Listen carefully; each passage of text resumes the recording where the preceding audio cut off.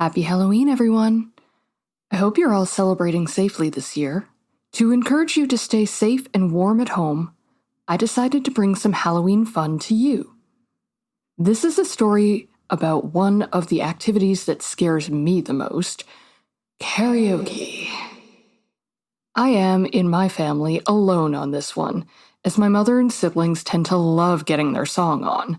But if you know me, you already know that spending an evening singing karaoke is an evening in hell for me. So with that in mind, I crafted a dastardly tale about something that sends chills down my spine, with the hopes of keeping you amused. This is a story dedicated to the people that I love that I can't be near right now, and I hope they enjoy it too. So with that, let's get to your Halloween treat, a story I call Hell of a Singer. The night wasn't in full swing yet, but it wasn't that early either when Lisa looked at her phone. The soft din of the few patrons of the bar in front of her seemed so much louder than it would have been if the room were full. So far, there was only her one regular at the bar, a few people sitting at the video machines, whom she didn't figure she would see the faces of until closing time, and a few pretty normal people nursing a couple of beers, and neither of them were wearing a costume. She tried not to get too excited when the door opened and she felt the swirl of cold air on her hands and face, but it was just the one guy from the couple going out to smoke. It was sparse for a Saturday night to begin with, but it was even more noticeable for Halloween. She consoled herself that it wasn't like this was bound to be everyone's first stop of the night. After all, the vast majority of their patrons were parents, most of whom would like to get their kids home before they could partake in their own night out. And she couldn't pretend that there weren't people who were going to go out of their way to overdo it for their costume contest. Well, she hoped anyway. She queued up another song, Rockwell's Somebody's Watching Me, to get into the spirit. It was kind of an obvious choice, but she didn't want to throw on Thriller unless she absolutely had to, considering that someone would likely be singing it soon. Besides, she was only playing makeshift DJ until 9 when the official karaoke started. Lisa was looking over the set list she'd made, checking that it would cover the next 20 minutes, and making sure that it was sufficiently spooky enough to set the mood. She knew she'd feel better when her girlfriend got here. Fiancé. She was still getting used to that. Maybe if she'd been the one to pop the question, she might feel like it was real. But right now, she was just in a fog of being happy, nervous, happy, and feeling terribly awkward for feeling happy. She forced herself to look at the list. Whatever happened tonight didn't matter as long as Becca was there, and they were able to have a little bit of fun. Becca was all about this Halloween stuff, and even used some of their own savings to help make their costumes just a little more special. A few of their friends had teased them about getting too predictable and trying to find matching costumes already. So Lisa had suggested to just go with a bit of a theme that would let them dress up together, without having to get too teased by everyone. Becca wasn't as bothered by the ribbing, but she was excited by the idea of a theme all the same, and had been the one to come up with what they eventually went with. She'd gotten the idea when she found out that the show Rainbow Bright had debuted on her birthday in 1984, and had challenged Lisa to find something similar. The closest she could find to something that debuted in 1986 was My Little Pony, so that was what she got stuck with. Lisa didn't know how she felt about getting stuck in a unicorn onesie all night, but at least she would be comfortable. 8:45 and she couldn't deny that she was getting a bit nervous now. She kept telling herself that it was still pretty early. The wind was howling out there, which meant that it was only going to get colder. Lisa hoped it wouldn't snow this early in the year. That would only make it harder to get people to come out tonight. Eyeing the couple, they looked pretty bored, and she didn't know that they would stick around once the singing started. They certainly didn't look like they were there to have fun tonight, and neither of them had come up to ask if they could start to choose songs. She glanced at the door, as if to call someone else there. Anyone would do, but hopefully it would be some singers that she knew. She knew that Becca would be there soon. She'd texted Lisa about half an hour ago to tell her that she was just putting the finishing touches on her costume, and she'd be going to pick up one of their regulars, Jess. That had made her feel a bit better initially, but half an hour was a long time for someone who was already feeling a bit awkward about tonight. Lisa had been trying to get excited about Halloween, but it had been a little more of a challenge after her engagement party had gone a little off. She'd been grateful that the people who owned this little bar had been so good to her and Becca. They'd stood by them when they'd arrived, to find that some of the people they'd known for years were now less than enthusiastic about their impending wedding. Some of them Lisa knew were going to be a bit sour. She'd prepared for it. It still stung to know that someone like James, who'd known her since she started hosting karaoke and had closed the bar with her on multiple occasions, would have just stopped coming. Anne was another one, though there were a few who had chalked that one up to jealousy.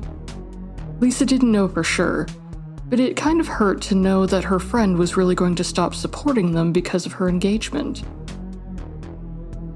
She told herself that it didn't really matter and that she was prepared for this, but watching the nights get slimmer in the last month and having people behave weird or refuse to acknowledge her at all was worse than she thought it would be.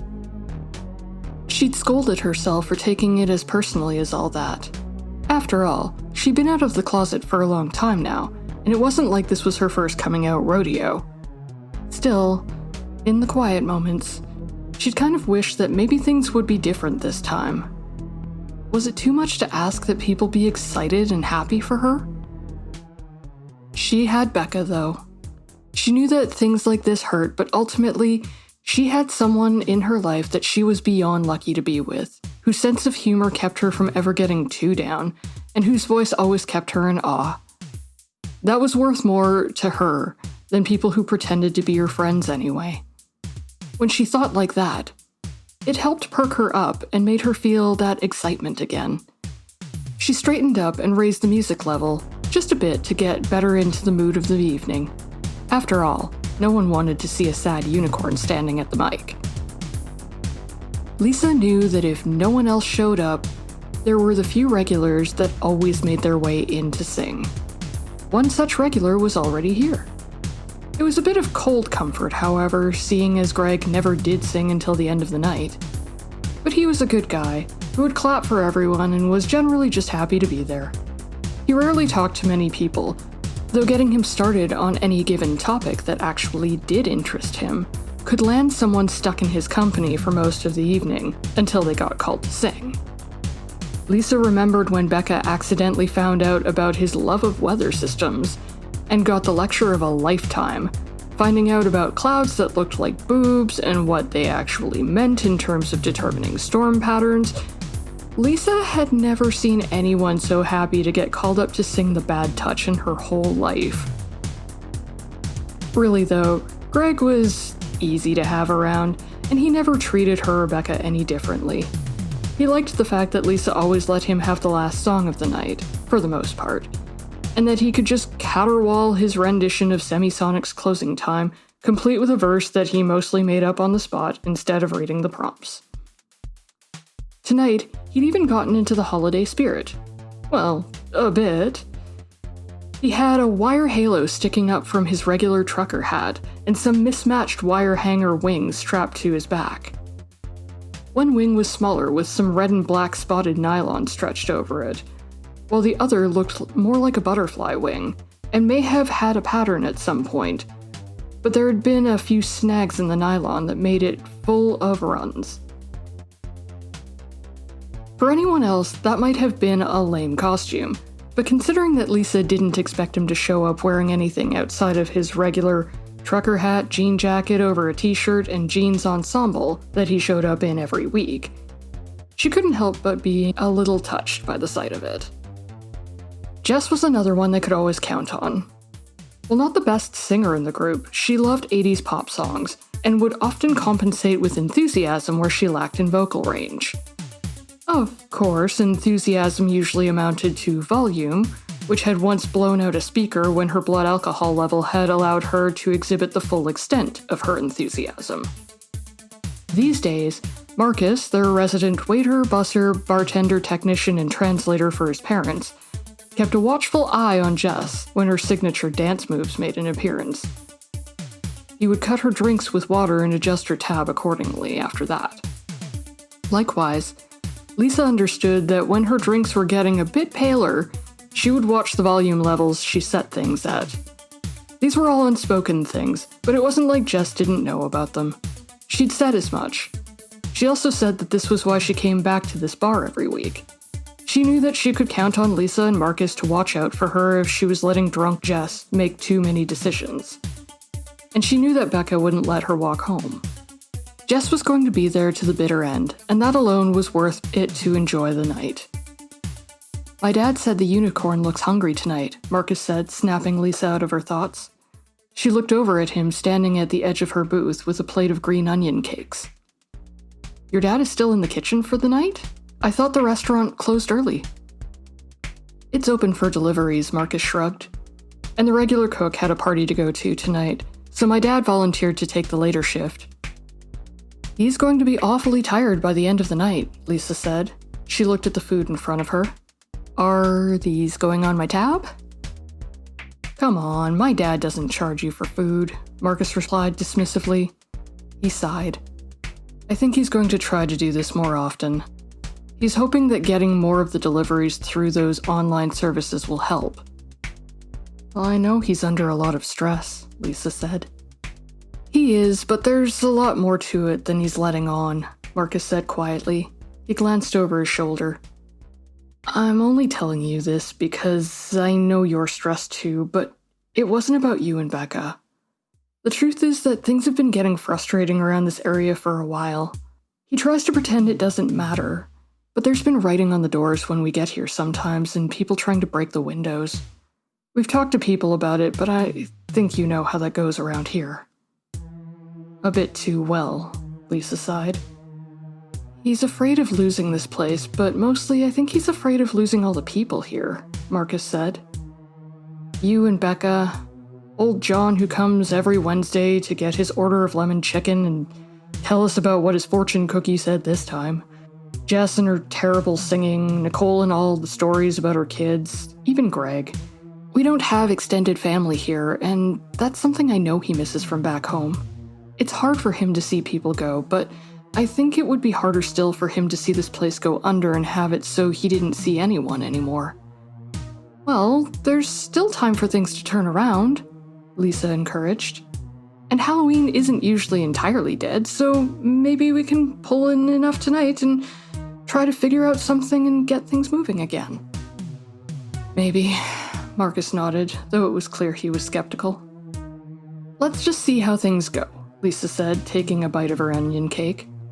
I know Becca and Jess are coming for sure, and Nicole said that she was going to make an appearance too, so we at least have a little bit to look forward to, and we're all friends, so it should be fun regardless. Well, even if they aren't, you better hope that no one comes in with a better costume, Marcus said, lightening up. So far, poor Greg isn't putting up much competition, and with my dad as the judge, it's going to be interesting to see what impresses him. As if on cue, Nicole, dressed as Red Riding Hood, came in with Rhonda and her husband Tom. More accurately, Rhonda emerged in a spray of glitter and enough sequins to put their tiny disco ball to shame. Nicole came in behind her, with her eyes glued to her phone for the latest text message from her husband, and Tom, pulling up the rear like he was every bit the Tin Man as his costume suggested. We didn't miss the first song, did we? Rhonda said, shuffling her way forward in a pair of 6-inch ruby slippers that clicked loudly in the mostly empty room. She looked full-on like a drag queen's impression of Dorothy Gale. We're 5 minutes away from it, Lisa smiled. Glad you could make it. So I'm guessing beer for Nicole, water for Tom, and something special for you, Marcus said, getting up. Do you, oh, goodness. Do you know how to make anything like Twister-themed, or maybe something rainbow-esque? I'll see what I can do for you there, Dorothy, Marcus laughed, leaving Lisa to the newcomers as he went back to the bar. And with that, the night had started. When Rhonda couldn't decide on a first song, Lisa stepped up and decided that she would begin with a crowd pleaser, even if it wasn't really that spooky. She was halfway through Tainted Love when Becca arrived wearing a bright yellow yarn wig that was drawn up in pigtails with a blue dress that she'd painted to look like Rainbow Brights. Behind her, Jess was struggling to keep up as she made her way to the table with Rhonda, Tom, and Nicole, her bulky costume covered by her coat. Lisa nearly laughed through the end of the song when she saw Jess remove her coat to reveal what used to be a Starbucks cup costume that had been transformed into a makeshift McDonald's cup, complete with 80s-style logo done in marker. The two were making themselves comfortable and greeting the rest of the people at the table as the song began to wind down.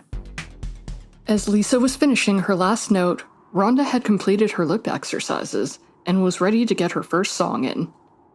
She was still a few warm-up songs and a shot of courage away from diving into Whitney Houston material.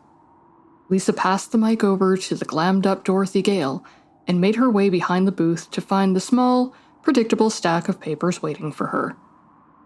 Nicole was next, and her songs were always the same when she came out. The first one was always Call Me by Blondie. What her next song would be all depended on if she was tying one on tonight or not. If she was going to be leaving on her own within the next hour or so, she'd pick something easy and repetitive, like Video Killed the Radio Star or Come On Eileen. But if she was going to be hitting the bar tonight, they might get some Pat Benatar out of her yet. And we're starting here properly for the spookiest night of the year. Make sure that you hand me your songs so that I can put you in the rotation and your name doesn't get lost. You guys are looking great tonight, and don't forget to stay to the end, because there is a prize for the best costume. The kitchen is still open, and there are some drink specials for the night, so don't forget to ask Marcus more about that. And with that, let's give a warm welcome to Rhonda singing Waterloo. Lisa arranged the stack of papers in the order they always went in. Nicole was next, then Jess. Tom surprisingly had put in a paper to sing Don't You Forget About Me, but it looked suspiciously like Rhonda's writing. Then a name that didn't look familiar, and she could barely read it. It was scrawled on the paper in what looked like dark red ink. She couldn't make out anything for the name, but the song was Bon Jovi's Livin' on a Prayer. Lisa looked up to see who might have set the slip down, and saw a woman from the couple standing in front of her, staring unblinking and stock still. "Hi," Lisa said, unsure of what else to say. The woman in front of her looked like she might start drooling, her eyes seeming like they were getting wider. Can I help you?" "Singing. Yes," she said, smiling, showing all of her teeth. "Sign the papers to sing." Was this you who wanted to sing Bon Jovi?" Lisa asked, pointing to the paper in her hand. "Him," the woman replied, her eyes darting to the bored-looking man at the table. There was someone else sitting with him now. Someone in dark clothing with dark hair to match. Lisa couldn't tell if it was a goth or a person in costume. "I can't read his name," Lisa said to the woman. "Could you tell me what it is?"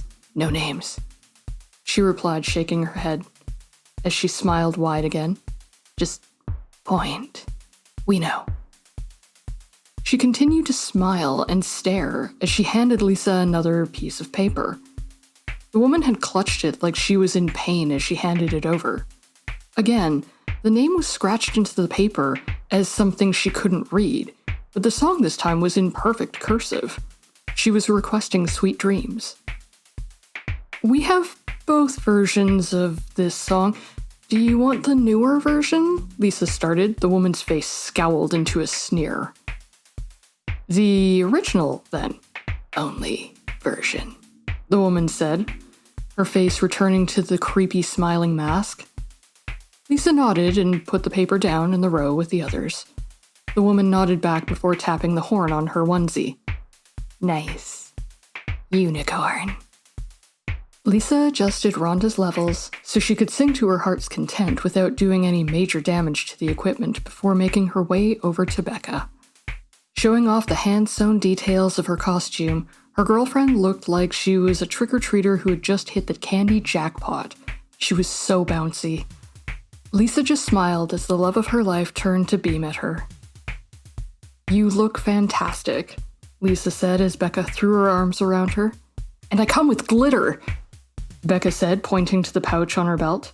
Before Lisa could object, "It's the edible kind, so if it spills on the floor, it's actually pretty easy to wipe away, with a damp cloth. I know from experience." "It wasn't my fault," Jess sulked. "This costume messes with my periphery, and it's a bit wider in the back than I thought it was." "Hey, we figured out how to clean up the mess, so that's all that matters," Becca replied cheerfully. She turned to Lisa. "Looks like we've got a few new singers tonight. That's exciting. It's too bad they didn't dress up, but hey, they're buying drinks and getting into things, so that's a plus." "Yeah, I didn't expect that," Lisa said, thinking back on her encounter with the woman at the booth. "I kind of figured they would check out, but it's nice they didn't. Looks like they brought a friend even." "Looks like they brought more than one," Nicole chimed in, looking up from her phone for the first time. "Odd, I didn't notice anyone walk in, but sorry, just a sec. Our youngest is too young for trick-or-treating, and candy distribution went a little south after I left." "You need to step out?" Lisa asked, distracted by the table where the strange couple were sitting. She was surprised to see that along with their dour goth friend, there were now 3 other people with them. She didn't know how they'd managed to slip in without her feeling the cold. "Nope. Hubby promised me a night out tonight, so he's on it," Nicole said to her phone screen. "He's mostly just giving me the play-by-play so I know what kind of war I can expect when I get up tomorrow." "Something wrong, babe?" Becca asked, looking at Lisa. Her voice was normal, but Lisa could see that there was concern in her expression. "Nah, just doing a bit of a head count," Lisa replied, shaking her head. "Rhonda's doing her little ending dance, so that means you're up next, Nicole." The petite blonde Red Riding Hood nodded to her phone but said nothing. Lisa kissed Becca on the cheek and made her way back to the booth. As she took her place to get everything ready for the mic pass, she noticed a small stack of neatly piled papers were waiting for her. It seemed a bit on the odd side, and she was starting to get the sinking feeling that she was getting pranked. After all, there was only their merry band of regulars, and she'd just been at the table with the 4 of them. She knew no one had put in any extra songs in the few minutes she'd been there.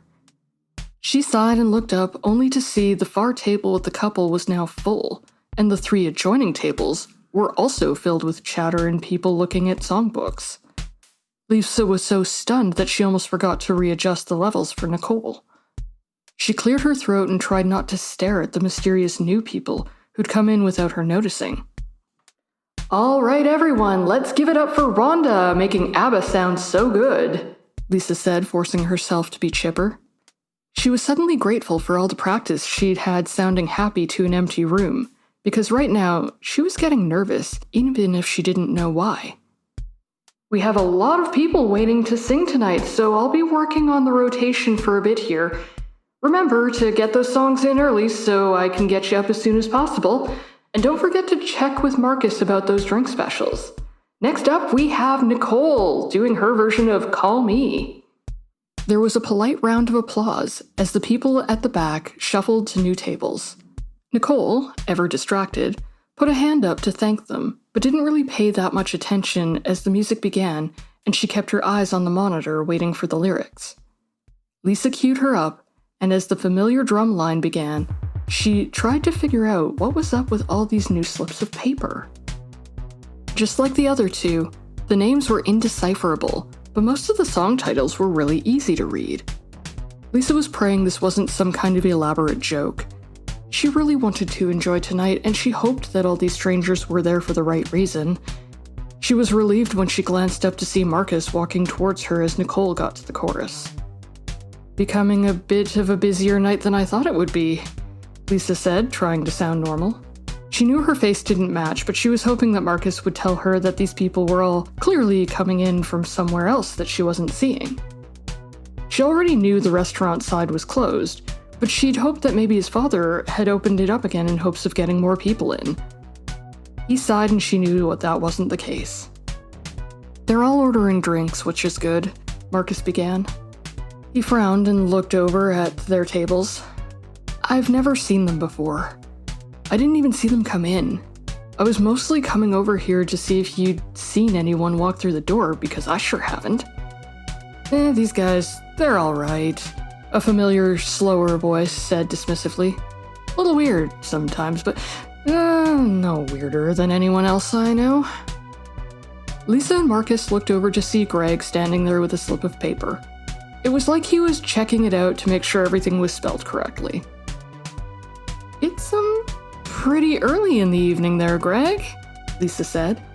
"You're welcome to put in with everyone else, but we're going to be singing for a while with everyone putting in songs, assuming everyone wants to sing." "Oh yeah, this bunch, they got some weird people, but they're pretty good singers. Used to be part of a choir before. Big one," Greg said, barely paying attention. "Are these friends of yours, Greg?" Marcus asked, pressing a bit. Greg, unblinking, looked up at him finally. The people in the back? Are they your friends?" "I don't know that we call each other friend, but we got an understanding, them and me. Nothing bad between us. Both of us, we got our jobs and stuff." He shrugged. "So they're work friends then?" Lisa guessed. "Suppose that's the right way to put it." He nodded. "And I wouldn't normally put this in this early, but they want to have fun. Can't say no to that." "Well, I'll find a spot for you," Lisa said, taking his slip. "And since you know them, could you let your, work friends know that I need them to be a little more clear on what their names are? The one said to just point, but there's too many of them to do that now." "Ah, hell," Greg sighed. "Names," a strange, familiar voice said behind her. Lisa and Marcus turned to see the woman that had spoken to her before, standing about 3 inches from Lisa, and staring, again, unblinkingly. She smiled, but it was like her face was frozen in that position. "Flips. Need names. No names." No. We worked on this," Greg said, before Lisa could say anything. "Remember, not that name, just, your name, right?" "Susan," the strange woman said, looking at Greg. Why not? Works," he shrugged, and waved to Lisa and Marcus, leaving them with the woman. He paused halfway back to the bar. "Remember, intonation, social skills. We talked about that." "Yes," the woman hissed out, turning her gaze slowly from Greg back to Lisa and Marcus again. "Susan." She smiled in a way that made her face look like it was going to crack, and nodded before making her way off towards her table. Lisa knew Marcus was staring too, and she should be getting ready to call the next person, but she couldn't help thinking that if she moved, she would find that weird woman standing behind her again. When she finally looked at Marcus, he nodded. "I'm assuming whatever I give you to drink, you want a double," he finally said. "With an umbrella, please. I don't even care what you bring me, just make sure it looks fancy." Marcus wasn't even halfway back to the bar when Lisa looked up and saw the back of the room was now completely full of new faces. Some of them had what looked like masquerade masks over rubber Halloween masks, and all of them were completely dressed in black. Most of them looked like they were dressed in some kind of robe, and it was hard to see where one of them ended and where the other began.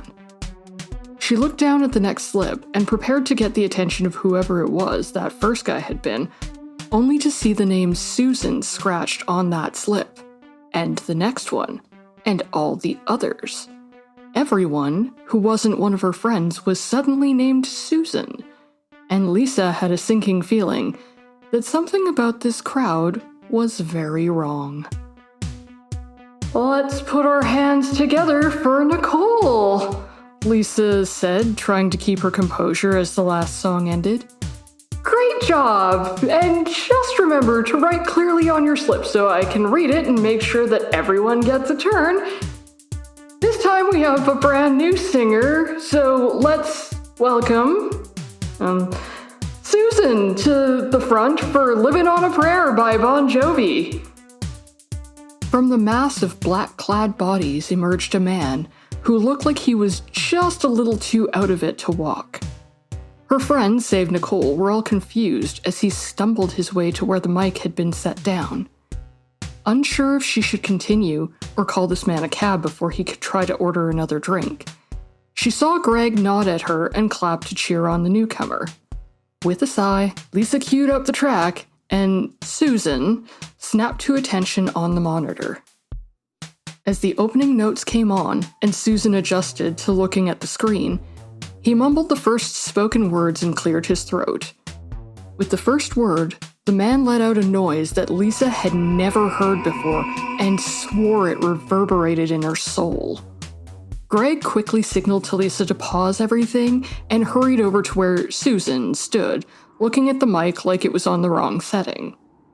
Lisa looked over to where Becca and the others were sitting to see them all with their mouths hanging open, except for Nicole, who was diligently texting. For a couple of horrible seconds, there were no sounds except the sizzle of the fryer in the background. When Lisa looked to Marcus, he just shook his head as he looked at the rest of the crowd in black, all of them now shifting and seeming to get restless. She wanted to ask just what the hell kind of joke this was, but there were so many figures lining the back now she was afraid to. With only their tiny group and Marcus, there was no way that she could try to get rid of all these people, and she was getting the sinking feeling that something was very, very wrong with them. Becca shot her a look that Lisa only wished she could reply to, but Greg was waving to her by now as he was softly explaining what to do with the mic. Little glitch, Greg said reassuringly. "Nothing to it, remember. Social skills. Oh, and sing from the diaphragm this time. Works better." Lisa looked to Greg, but he just gave her a thumbs up before returning to his seat.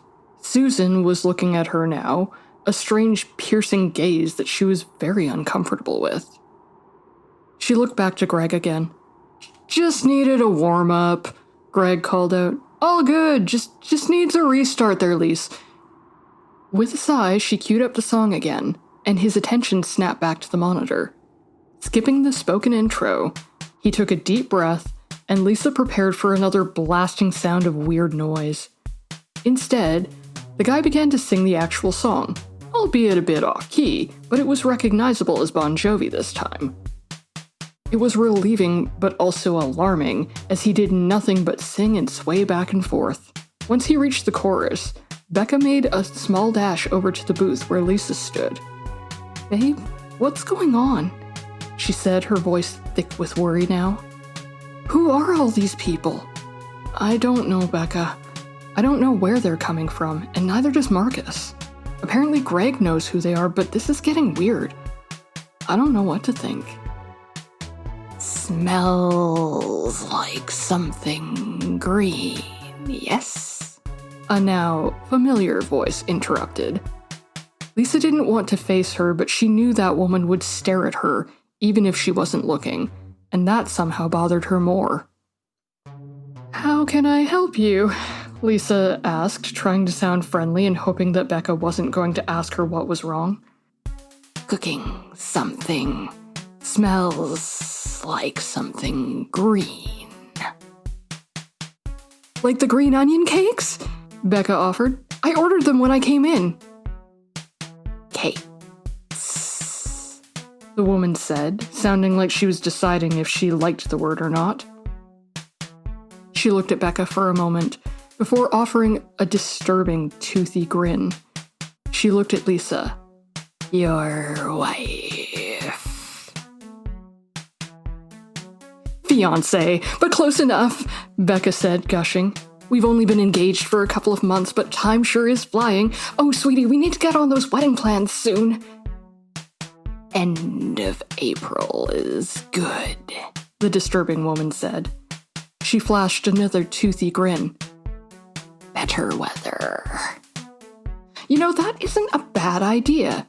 Did you want to share some of the green onion cakes? Babe, I'll let you get back to work and we'll chat about this later. You'll have to excuse her, a new voice said, as Lisa watched her girlfriend wander off with this strange newcomer. When Lisa turned, she saw a tall, imposing figure that was wearing a red wig with a plastic mask that had been done up to look like Ariel from The Little Mermaid. Otherwise, this person was completely clothed in black, just like all the others. My inarticulate friend has admirable intentions, but lacks the understanding and nuance and diction to properly convey them. I see. I assume you're one of Greg's work friends, Lisa asked. Friend is such a quaint term. Why, yes, I suppose that works as far as labels go. Though it seems like camaraderie is indeed what we have found ourselves experiencing as we enter this tavern full of lights and those lovely smells that come from the kitchen. The owner is the one cooking tonight, so he actually created a bunch of the recipes on the menu based on dishes he was raised with, so if there's something you want, this is actually a really good night to get it, Lisa encouraged. Perhaps a little later, as I don't want to spoil my solo here, the person replied, puffing out their chest a little more. It was only at this point that Lisa realized she couldn't tell if this was a man or a woman. And that brings me to you, my friend. Now, when you call me up for the piece, could you introduce me by saying the words, "and now presenting," as tradition calls for? Naturally, I don't expect the usual fanfare of pyrotechnics, and certainly not the shower of gold dust that follows, but I do miss hearing that phrase. Sure, Lisa said, watching as the person in front of her sighed and seemed to drift off into their own world. And, which song was it that you were singing? Of course, the only song that one might sing to truly warm up the vocal cords while still expressing one's truest artistic abilities, the person said, gesturing to the stack. The best song that Journey has ever created. Lovin', touchin', squeezin'? Lisa said, looking at the list.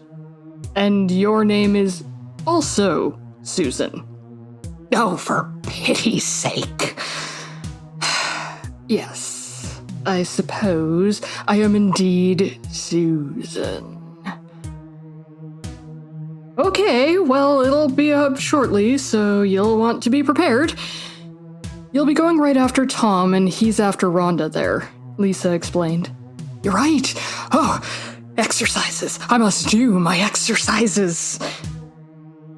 Lisa did her best to continue to cue up the songs as she normally did, and was relieved to be calling people she knew for at least a couple of turns. Rhonda was noticeably more reserved when she came up for her next song, but with the polite applause from the army of Susans at the back, she went on, and before long, she was back to her usual antics. Tom, for his part, was mostly watching his wife and seemed to be happy as a makeshift watchdog for the table. Lisa knew that he was actually pretty useless in any kind of fight scenario, and wouldn't start anything with anyone, but it did make her uneasy to see him getting so nervous too. It made it so that she felt a bit guilty for keeping more of an eye on Becca, who was happily planning their wedding with the wide-eyed stranger, who seemed mostly keen to listen as long as the green onion cakes were there. Nicole, meanwhile, made a lot of expressions at her phone, like the offending device had been talking to her directly. As the songs continued to come on, she was grateful for business, and even more so for the fact that even if it was weird, it meant that they were busy, and maybe they would be able to pull through this little bump before the winter really started. Still, She was kind of wondering where the hell Greg worked and how he'd managed to convince that many people to come to karaoke. The number of people who were here had grown to the point that the black figures had more or less swallowed the rest of the seats around their little table. Still, for such a huge crowd, they were pretty well behaved. Marcus was constantly moving around them and seemed to be busy. She hadn't seen his father all night, so she assumed that he was busy cooking. She saw at least a few tables with food at them, though some of the Susans were just picking at it like they didn't know what to do with it. Lisa had just called up about the 5th Susan of the night and was watching as the figure hunched over the mic like it was about to let loose with a feral scream of agony, but instead began the cheerful tones of Barbie Girl. This certainly wasn't the party that she was expecting tonight, but at least it was a party. "Weird night," Marcus said, breaking her train of thought. He handed her another drink with an umbrella in it. "Busy, but weird. Weirder than we've had in a while. Even for Halloween," Lisa agreed. "How's everything going at the bar? At the very least, it seems like it's a pretty well-behaved crowd." "Yeah, they keep buying, so that's good, I guess." "Something wrong?" "For the amount of alcohol that we're moving tonight, I keep expecting someone to go off, you know?" Marcus said quietly. "Like, there are a few of these guys that have been ordering, like, doubles and triples, and more than one. I'm not complaining, but it just feels like they're suspiciously well-behaved is all. And they're all named Susan?" "That's what all the slips say," Lisa said. "Every time I ask, no one seems like they know where the name came from, but they all know it's theirs. And for work friends, most of them aren't really sitting near Greg at all, or even chatting with him much. I mean, I guess they're friendly enough, though. Becca has been bouncing her wildest wedding ideas off of that one person all night so far. Yeah, there's someone who speaks Mandarin, who's been chatting with Dad all night," Marcus said, glancing back at the bar. "Now that everyone seems to be eating and no one's ordered anything in a while, he's taking a break and teaching his new friend a card game he used to play back when he was young."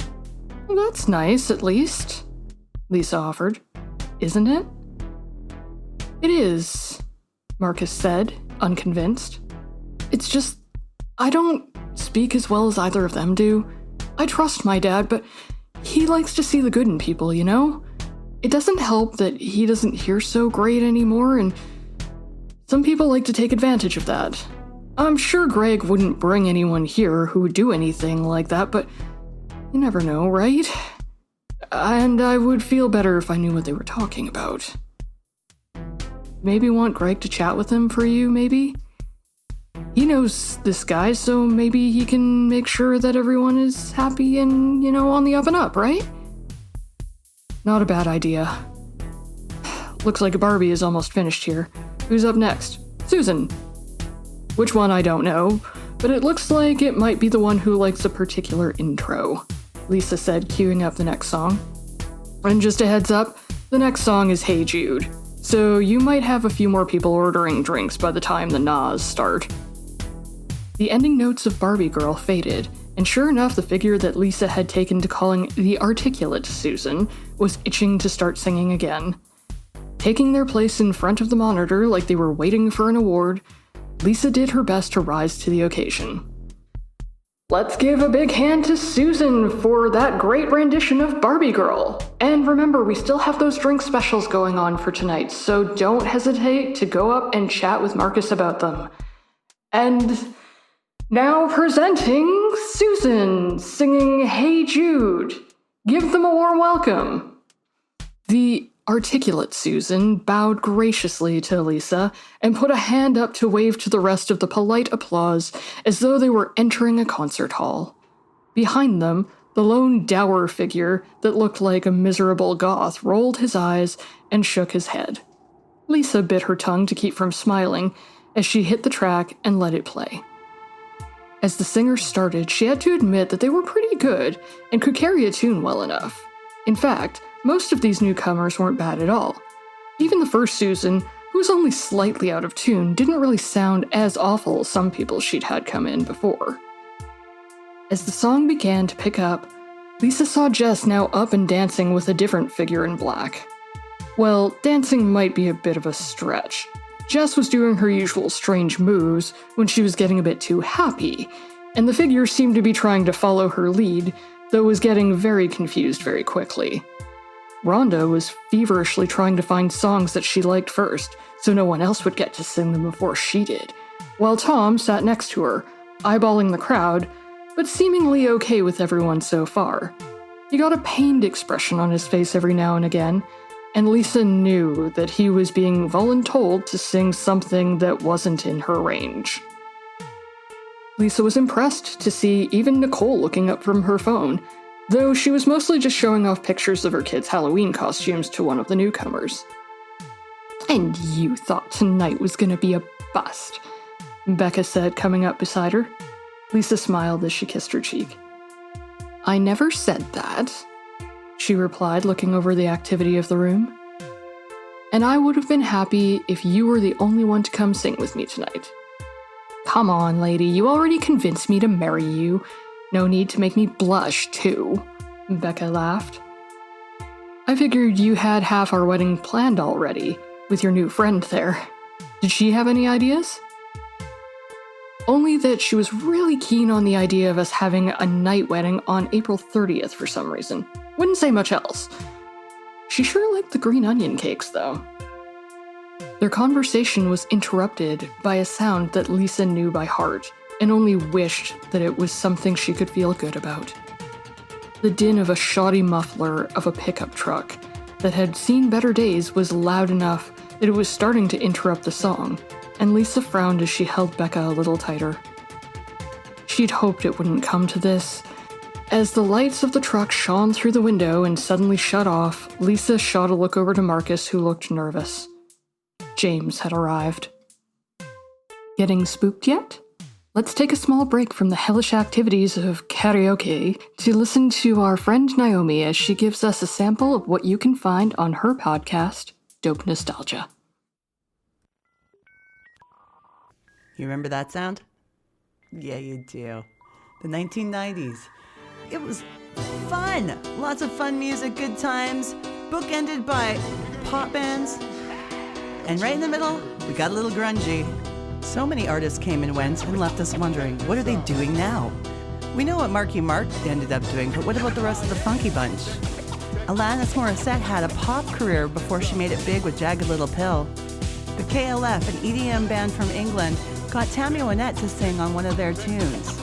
All kinds of crazy stuff happened, and we're going to talk to you about it with interviews with some of the biggest stars of the 90s on Dope Nostalgia, the podcast. I'm Naomi Carmack, and I'm your host.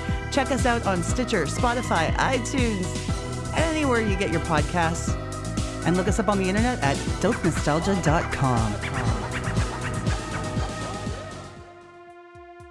Around the room, the figures in dark clothing were shifting as the singing Susan was struggling to focus on performing amid the loud, obnoxious banter going on outside. Lisa looked to her table to see Jess was shrinking in her cup costume and huddled closer to Tom and Rhonda. Rhonda, for her part, was strictly focusing on the songbook in front of her, trying to avoid looking at the door as the noise came closer. Tom looked like he was back in high school gym class, as he seemed like he was ready to sink into the chair so the bullies wouldn't notice him. Lisa sighed when even Nicole looked up from her phone as the door opened. The articulate Susan was visibly irritated as they continued on, trying not to allow their voice to show the full extent of their anger and failing at it. Lisa caught Marcus scrambling around to try to get to where his father was as James came in. He wasn't alone, as two other men came in behind him, one of them with something in his hands that looked like it might have been a baseball bat. Lisa felt her stomach tighten and her blood run cold. Becca didn't say anything as she held on to Lisa's arm. "Looks like the loser crew managed to round up some new weirdos to hang out at the Rat Palace," James called out as loudly as possible, cutting into the end of the song. The articulate Susan was visibly fuming as their spotlight was now completely stolen by the three. "You can't be here like this, James," Marcus said, coming up to the front. You and your friends are going to have to leave if you're going to cause trouble. Marcus wasn't a small boy, but there was no way that he wasn't going to get hurt in a fight of 3-1. What you got against my friend's costume, Marky boy? James said, making a face at him. He only brought that bat to take care of your little rat problem there. Rats, the strange, unblinking Susan said hopefully.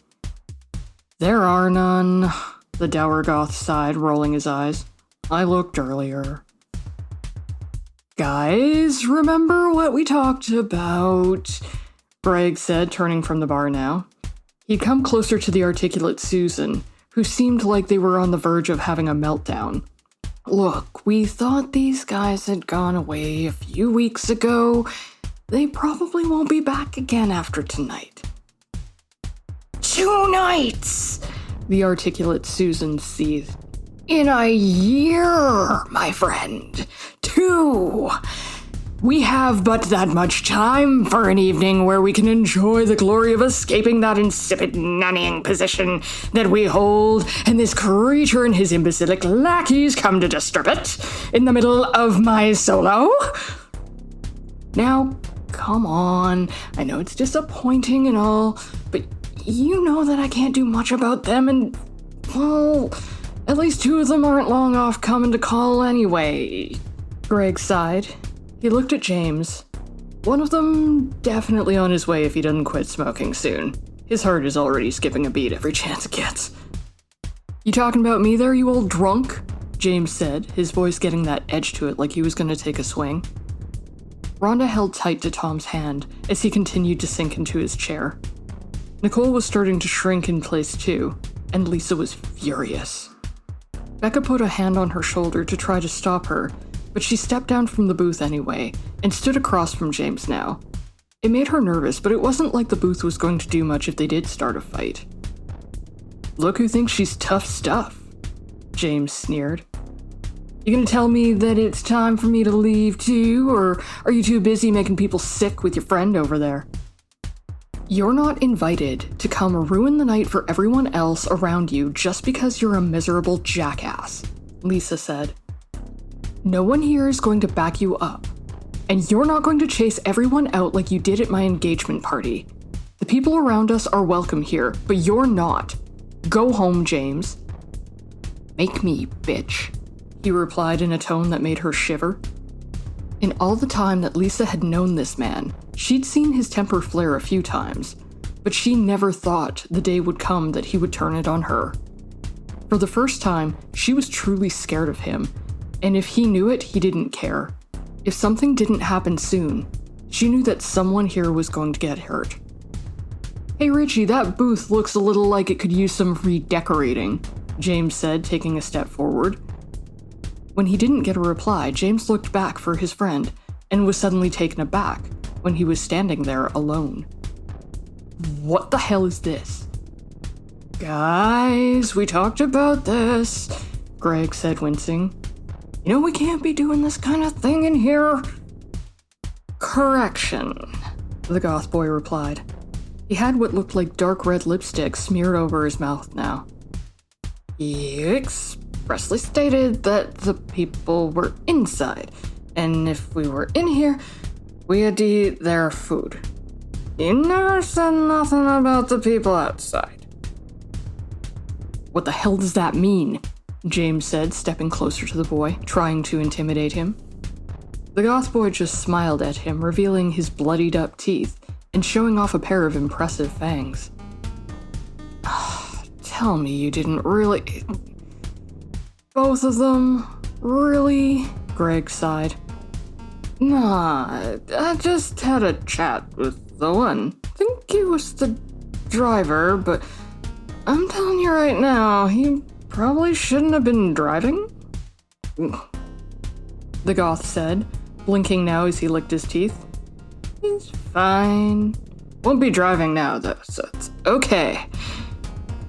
Billy, grab your bat, James said, now unable to figure out if he was angry or afraid. Billy, where the hell are you?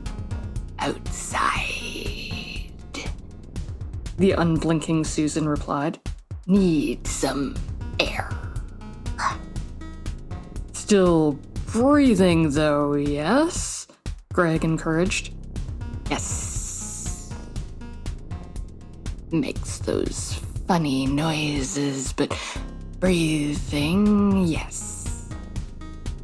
Oh, you weirdos are gonna pay for this, James said, tripping over his feet now. He jabbed a finger at Lisa. You freaks did this, didn't you? You brought all those perverts you know, didn't you? Like that thing right there with the mic isn't one of you. I can tell. Pardon me? The articulate Susan said, narrowing their eyes. Greg cringed and the rest of the table in front of them looked on in shock as the articulate Susan turned their head and slowly made its way all the way around to look back at James. He stood stunned and visibly shrunk as he stepped back. He made a small squeaking noise as a bunch of black-gloved hands suddenly grabbed to his arms. How dare! The articulate Susan began, already out of breath from seething. Their body turned to catch up to their head, and they began to march forward in a way that shook the floor. You, a worthless, cowardly little bean of a man, comes stomping in here to intimidate the people of this tavern, and you have the audacity to interrupt me. And you call me such vile things to my back? You know what I am, do you? You can tell what lies beneath this clever disguise, you believe? Well then, feast your eyes on your answer. Drink in your ignorance. Marvel at the punishment you suffer at interrupting the words of Paul McCartney. Greg couldn't move a muscle before the articulate Susan pulled up the mask while glaring directly into the face of their intruding bully. The look on his face seemed to change from shock to horror to utter bewilderment as the color seeped from his hair. Just as Lisa was sure that his eyes were going to pop out of his head, the irises rolled back and James became limp. For the second time that night, everything was quiet enough that all they could hear was the soft shuffle of cards being moved around. Marcus looked to Lisa, and she just shook her head. She had no idea what to do now, as the articulate Susan replaced their mask and straightened it out with the help of the unblinking Susan. The other figures quickly ushered James out the door. Her friends were all looking at Lisa now to figure out what to do, with the exception of Nicole, who was now again furiously texting, though from her expression, it was likely that she was asking to have her husband come pick her up immediately. I apologize for you having to see me act so unprofessional, the articulate Susan said, still adjusting their mask. That was regrettable. I don't know what his problem was, the goth boy said, dismissively licking the remains of red off his fingers. You never look better. Before anyone else could say anything, there was a light shuffle of feet, and Marcus's father emerged from where he'd been before. He patted Marcus's arm and gestured to the now quiet room. Marcus tried to reply, but his Mandarin wasn't very strong, and he sighed, looking over to Lisa helplessly. She looked around the room at all the expectant faces, and realized that whatever they did next might mean the end of the night for them all. She looked to Greg, who just frowned. He's asking why it's so quiet in here, Marcus finally said. He wants to know what's going on. Well, it's getting close to midnight here, Lisa said, looking around. So that means it's time for the costume contest?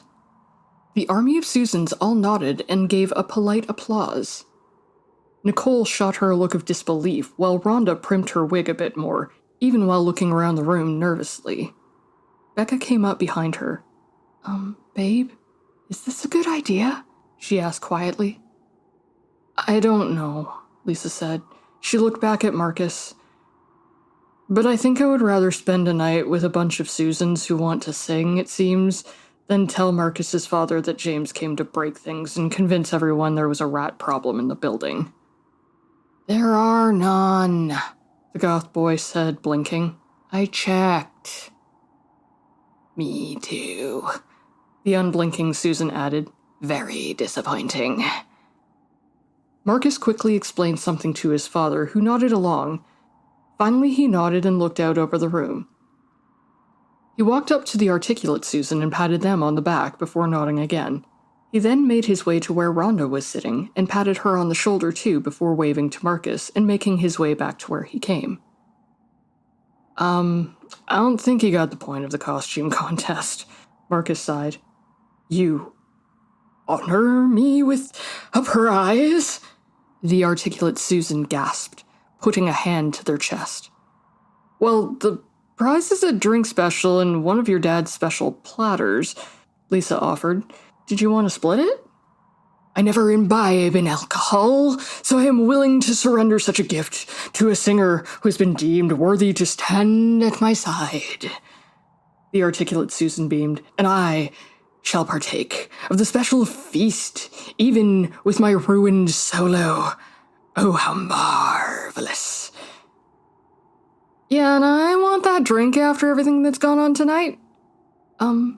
Lisa, are we still singing? Rhonda added. If everyone wants to, I guess. She shrugged. She watched as her friends exchanged glances. Even Nicole had put her phone aside for the moment. Tom had gone back to normal, though he was still looking nervous. Jess was picking at her costume and looked at the songbook that Rhonda had been eyeing before James arrived. When she looked back, she saw Becca with a mic in her hand. Could I go next, babe? She asked sheepishly. Lisa smiled and headed back to the booth. She kissed Becca's cheek before taking her place to set up for the next songs.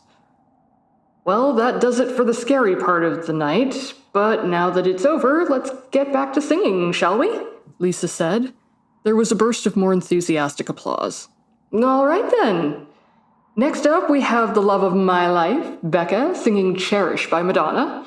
And get ready for The Cure's Friday I'm in Love after, sung by, Ralph? That's me, the goth boy announced loudly, throwing his head back. He suddenly had to steady himself. Hot damn, I should have taken the one with the bat. No, the unblinking Susan replied, making a face. Smells worse.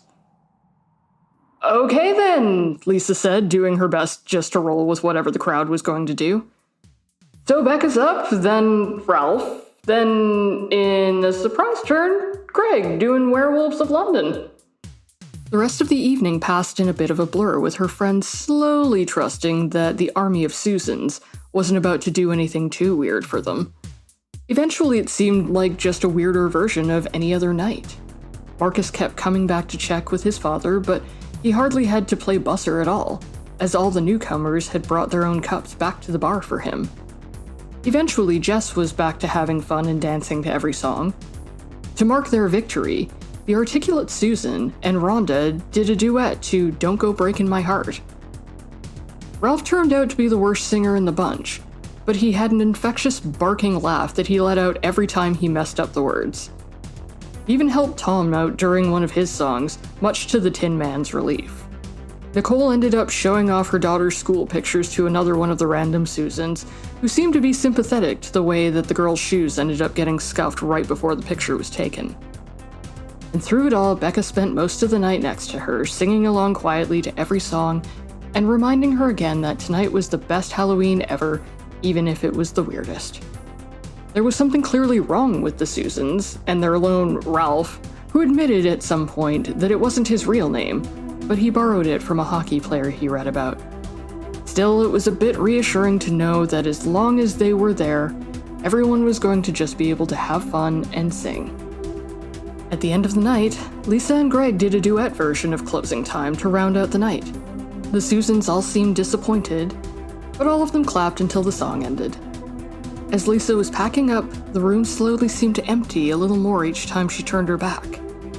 She'd managed to get a few goodbyes out to Jess and Nicole, both of whom were going to hitch a ride with Rhonda and Tom. In the time it took to make sure that Jess was okay to stand up and get through the door okay, most of the army of Susans was gone. Curiously, most of their tables were clean too, as though they hadn't had anyone sitting at them. Lisa came to the bar to pay her tab and found Marcus, looking around confused. Even Greg was gone now, and she hadn't even gotten a chance to say goodbye. "I've come to pay the toll," Lisa said. "What's my damage for my fancy drinks?" "It was paid for you," Marcus said. "Becca?" "Susan," he sighed, with a bit of a laugh.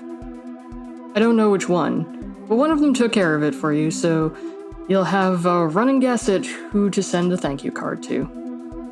"So they're all gone?" "All except for one," Marcus said, nodding to the table closer to the back door to the kitchen. Sitting there in deep concentration was his father, facing a black hooded figure wearing a mannequin mask. His father laid down a card and laughed warmly. The figure in the mask just shook its head and rearranged its cards. Lisa went home that night feeling grateful but nervous. She didn't know what to think about these mysterious strangers who had come to crash her party, but the more she thought about it, the more she was happy they did. Over the course of the week, she figured things would make more sense to her. She didn't really see that one person twist their head all the way around to face James, did she? They weren't all named Susan, right? Try as she might, she couldn't forget the way the one woman sounded. She couldn't pretend she hadn't heard that noise come out of the first singer. She knew for a fact she'd seen blood on Ralph's teeth. As the week wore on and she came to another Saturday, she became more nervous. Was she going to see another room full of mystery figures all named Susan again tonight? Was she going to have to worry about James coming back? When she arrived, Lisa was pleasantly surprised to find the bar was actually about half full. Jess had come with Nicole again, who was going to be leaving early tonight, but they both wanted to sing, so they already had a songbook by the time that she was setting her stuff down. Marcus was at the bar, and their regular cook was back, but so was his father. There were also a lot of newcomers this week, but none of them were named Susan this time. Many of them were college students, and when one of them handed their slip, he said that a bunch of them had just finished their midterms, so they were celebrating. Greg was back, sitting quietly at the bar on his own, waving to just the regulars this time. By the time Becca arrived, they were fully into their rotations, most of the college students doing songs that were good for chanting along. It was a good night, and only got better as Jess broke out the dance moves and Rhonda arrived later but excited to be there. Though she looked for them, not a single one of their singers from the previous week had arrived. But there would have hardly been room for them with all of the people who'd come this time. For the first time in a while, Lisa could just relax and enjoy the night. As they were cleaning up after the last song, Lisa was finally able to make her way over to say hello to Marcus, who'd been kept on his toes all night. "So how's that for a good night?" Lisa said, leaning on the bar. "It hasn't been like this in a while. That was fun." "Yeah, it's too bad our new friends this week weren't as proficient at cleaning up after themselves, like our newcomers last week, but it was a good time." Marcus laughed. "I was surprised they didn't show up this week." Lisa nodded. "Can't," Greg chimed in. Lisa looked over to see him sigh and look down at his hands. He was holding a key. "You know, Greg, I meant to ask you last week," Lisa started. She cleared her throat. "Whereabouts do you work that you know that many people?" Guess I'd come clean about it eventually," he sighed. "Now, don't be telling much to the others there. Not that they remember much. You'll see. Give them a couple of weeks. No one will remember nothing. Always works that way, with those ones. Those guys that came here, they don't mean no harm, even when they're just doing their job. Mostly just hang out and wait for new arrivals, you know?" "New arrivals to where?" Marcus said slowly. "Well, kind of complicated," Greg hedged. "See, most people see it as a place of punishment, because it got a real wicked PR department back in the day. They really sold this idea of, like, sulfur and pyrotechnics and stuff, and it was just a big mess. Got to be more spectacle than anything. People were really annoyed that it was really just a cover-up, that it's mostly just, like, sensitivity training and stuff. Choir wasn't really necessary, but they had one, so they used it, and, well, they kind of don't get to do much if no one asks for it, or if no one's complaining." Greg? Are you telling us you brought the unholy choir of Hell Susans here? Lisa asked. Well, kinda, Greg sighed, looking at the key. Mostly they just provide background music, you know? They don't get to sing nothing fun anyway. And well, I spend all the time I'm there just watching to make sure the people who need training get in to do it, and people who got it get to come out. They make good company, and I like the singing. So you brought them here to sing pop songs, Lisa said, shaking her head. Well, they don't get any time to do it otherwise, Greg said a little defensively. He cleared his throat. They're not bad. They just like singing, and they wanted a break. Is that what the one meant when they were talking about the 2 nights? Marcus asked. 2 nights in the whole year, Greg nodded. Halloween and Walpurgisnacht. Dark World and the Light One get close enough that they can walk in and out without a passport, and that's it. Otherwise, they're too far away. And what about Ralph? Oh, he's a whole other ballgame, that one, Greg said. He's not that bad either. Just hates getting stuck spending Halloween in, cold graveyards. You know, didn't much care to come singing, but I think he gets lonely sometimes. You know how it is. So does that mean they're coming back? Well, maybe, Greg said, brightening. They had fun here. When they get the chance to come again, I think they'd enjoy that. One of them is here again, Marcus replied. He arrived as soon as the restaurant closed for the night. They glanced over to see his father sitting at the table he'd been the week before, with the same black-robed figure. Greg laughed and shook his head. That guy must really like that game, he smiled. Must have told your father his real name. That's the thing. If they know who you really are, you can call him for anything. Ah, yeah, that's the languages guy, isn't it? Yeah, not that often he gets to just sit and chat with people, in one of the languages he knows anyway. But yeah, they can't all come again, not until Walpurgisnacht. You said that before, Lisa said. When is that? April 30th, he replied, getting up from the bar. April 30th. Lisa just shook her head and said nothing as she smiled. She didn't know that it would happen for sure, but she had a sneaking suspicion that she was going to end up with a lot of guests named Susan at her wedding reception. And that, my dear listeners, is my treat for you this Halloween season. Special thanks to my patrons, Maggie, Tim, Jonathan, Melissa, and Rihanna, for all your support. And just a reminder that patrons at the $2 tier and higher get everything early, and the $5 tier even got some extra bloopers to enjoy. The sound editing was done by Jonathan Glass, who did an excellent job of the sound for the background as well. Thank you so much for making this sound so good, and again, don't forget to check out his nostalgic-inspired tracks on his album The Haunted Planet. And speaking of nostalgia, don't forget to check out our friend of the podcast, Naomi, over at Dope Nostalgia for a great look at some of the 80s and 90s artists that time has unfairly left behind. And with that, I thank you all for indulging my little story here. I wish you a very happy and safe Halloween.